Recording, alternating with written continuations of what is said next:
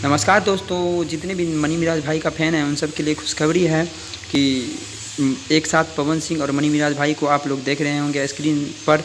तो मैं आप सभी को बता देना चाहता हूं कि मनी मिराज जब से अपने कॉमेडी और डांस से अपने वीडियो में आए हुए हैं तब से बिहार में छा गए हैं। और इसका कॉमेडी या डांस जब भी रिलीज होता है तभी पॉपुलर हो जाता है ये।